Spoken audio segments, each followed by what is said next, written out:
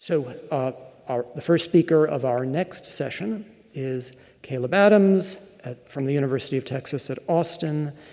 He's a graduate student in geological sciences, working with Ashley Matheny, did his practicum at Oak Ridge National Laboratory, and he's going to tell us about trees, water, and microenvironment. Good morning.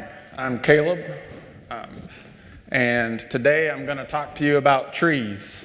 Oops, wrong tree. So, thank you.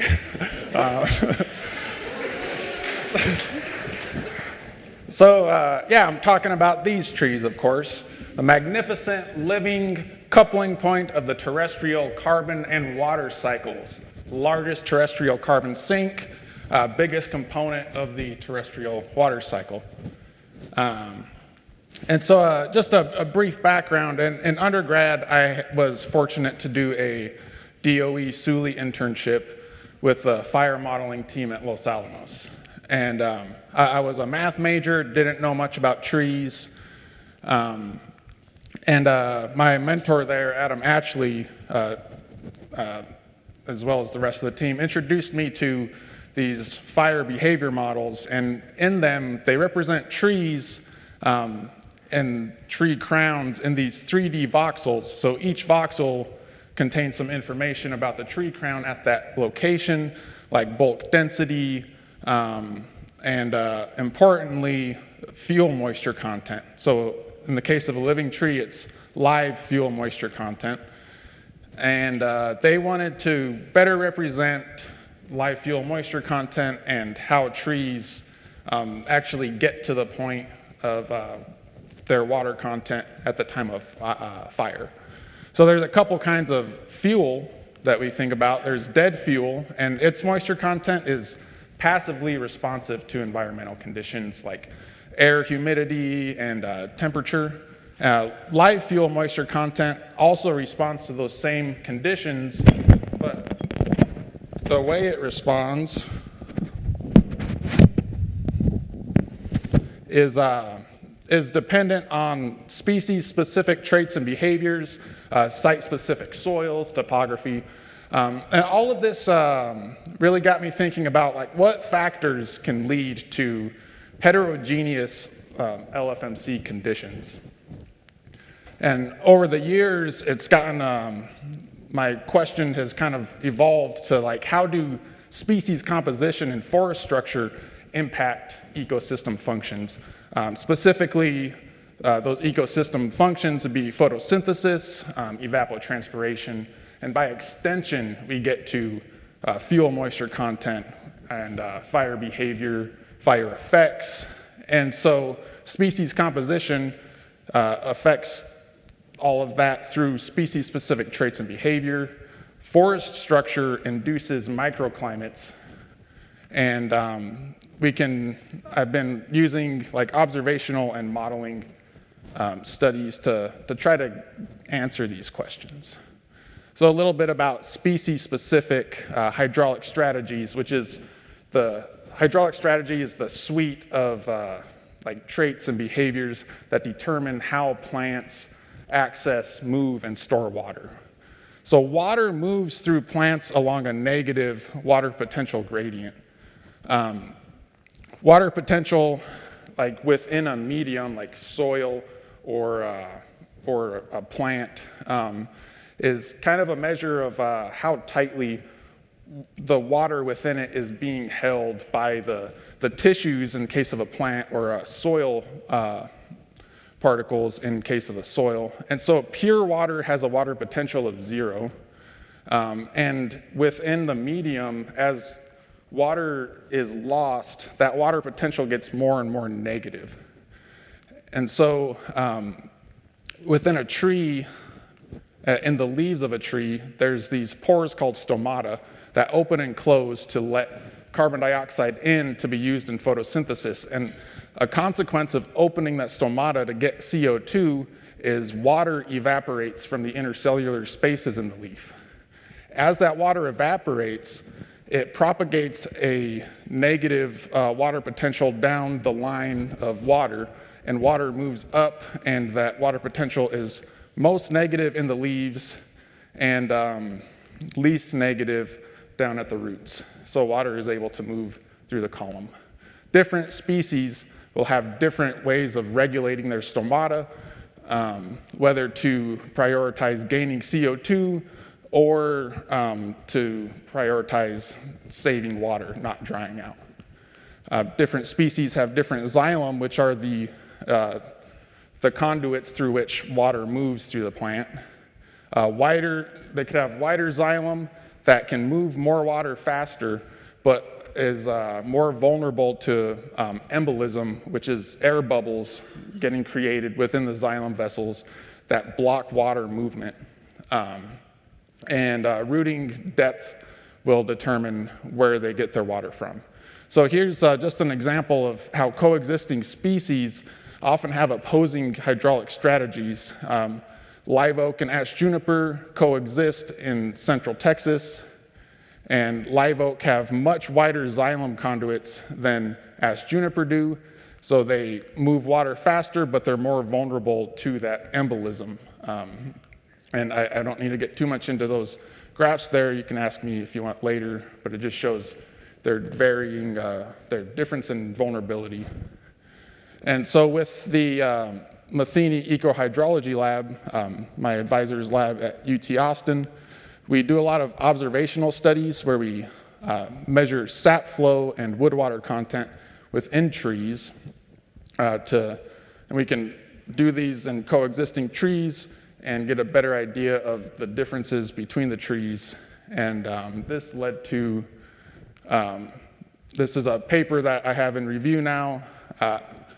I won't get too much into these plots, but basically the live oak here uses its water storage during times of drought, whereas the ash juniper does not do that as much. And so that was a little bit about how species composition, or how different species use water differently, okay? And then now I'm gonna talk about forest structure effects. And forest structure affects how individuals within the forest experience wind, VPD, which is vapor pressure deficit. It's a measure of humidity in the air, temperature, there's shading effects, and there's soil moisture effects. So forest structure affects all these different things. And we're trying to capture that. And so all those Q things in here, those are components of the surface energy balance. And surface energy balance is, we're assuming that all of the energy going into a surface is equal to the energy that's going out of the surface. And importantly, all of these components of energy leaving the surface, we have convective heat flux, also known as sensible heat flux, latent heat flux, and outgoing long-wave radiation. Those are all functions of the surface temperature. And in my case, it's the temperature of the leaves. So that's important because we can measure or estimate all of these other components and then solve for the temperature of the leaf just using like numerical methods. And so in trying to build a model that to recreate these microclimates, we started with that same atmospheric fire behavior model that I mentioned in the beginning. It's called High-Grad Fire Tech. It was developed at Los Alamos. And we're taking advantage of the meter scale representation of the tree crowns, and we use it to track wind speed, air temperature, and the vapor pressure in each cell So all those microclimatic conditions.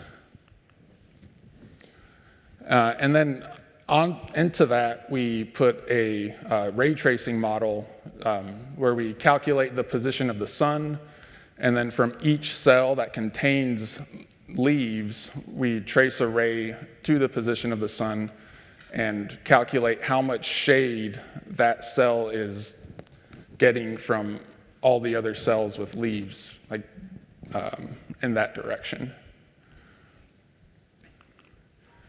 And then to get the plant response, we have a photosynthesis model. That's the Farquhar model. It's pretty standard. And we're currently using the Ballberry-Looning stomatal model, which we see here. And this assumes that stomatal conductance is a function of assimilation, which is the rate of photosynthesis. And this D here is the vapor pressure deficit. And this is where the species-specific responses come in, because you can, like for a given species, you can figure out G naught and M and parameterize it to that species. So we use the ray tracing model and the surface energy balance to get leaf temperature. Photosynthesis is a function of leaf temperature and light, and then that feeds into stomatal conductance, which feeds back into the surface energy balance. So here's some results, and this was just running with the ray tracing model and before we even put it into HighGrad, and that we see differences in the different layers of the forest with photosynthesis and stomatal conductance. And then this is tracking water vapor, where the blue is higher humidity, red is lower humidity, and this was all of that stuff was fully coupled with HighGrad Fire Tech. So we were resolving everything at very small time steps, which is not the way we're continuing to do it going forward. But this was, using that, and so we have surface fuels and trees transpiring and tracking the water vapor within it to get the microclimates within the canopy. And here we're looking at temperature of the leaves in the surface fuels, understory trees, and here's the canopy crowns. And in the picture on the right, I've just removed the canopy crowns so that we can get a better look at the shading effect on the understory trees and the surface fuels. So there's still a lot of work to do. We're working on validating the model, and we're going to use some thermal imagery for leaf temperature, and that will be taken at a flux tower site so that we can compare our model output to carbon and water fluxes, and there's also some understory microclimate measurements that we can compare to. And then with the validated model, we can test different forest structures, and none of this has addressed the live fuel moisture content yet, and because we can get stomatal conductance, but that doesn't tell us anything about how much water is actually in the different organs of the trees. And we're going to integrate plant hydraulics models in order to calculate that. And some applications for this, simulating forest response to stress and how the forest structure has an impact on those responses. And we can compare different land management techniques that affect the forest structure, such as prescribed burn or targeted thinning.